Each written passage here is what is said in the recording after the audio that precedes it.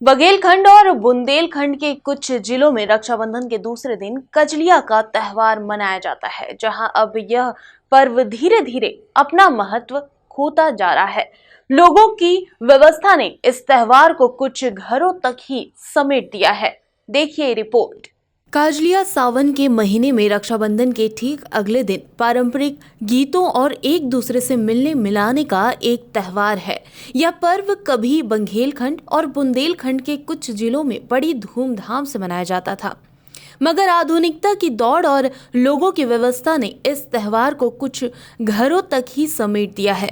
उमरिया के आदिवासी अंचल में अब भी इस त्योहार की धूम देखने को मिल जाती है। देखिए, कजलिया पर्व जो है ये भाईचारे का एक पर्व है जो कि पहले बहुत ही विस्तार रूप से मनाया जाता था। यहाँ हमारे बगल से ये सगरा तालाब लगा हुआ है। यहाँ पर लगभग पूरे पाली शहर की जनता आती थी और यहाँ पर कजलियाँ विसर्जन करके और उसके बाद विरासती माता मंदिर में सबको चढ़ा करके एक दूसरे को दे करके गले मिलते थे। लेकिन आजकल ये देखा जा रहा है कि यह त्यौहार धीरे धीरे विलुप्त होता जा रहा है।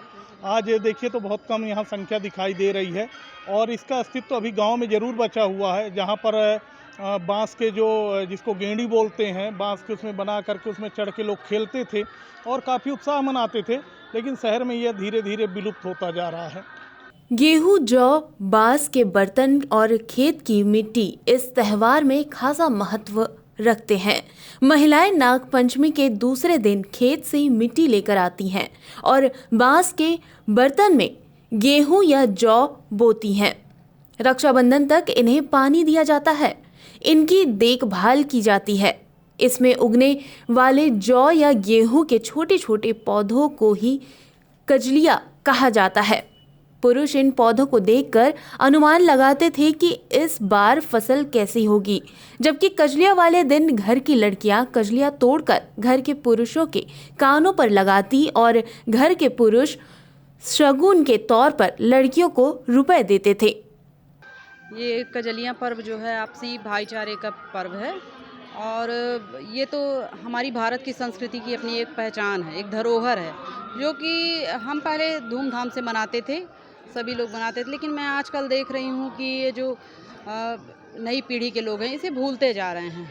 गांव में इसका अस्तित्व देखने को मिलता है और आज मेरा सौभाग्य भी है कि मैं आज इस क्या कहा जाए कि पर्व पर मैं इस मंदिर में उपस्थित हूँ, जो कि मैं हमेशा से बचपन से आती रही हूँ और इस पर्व का आनंद लेती रही हूँ और धूमधाम से जो लोग बाग जो मनाते हैं इस पर्व को, उसका आनंद लेती रही हूँ। और मैं चाहती हूँ कि आगे आने वाली जो पीढ़ी है वो इसको बचाए रखे और अपना सहयोग दे।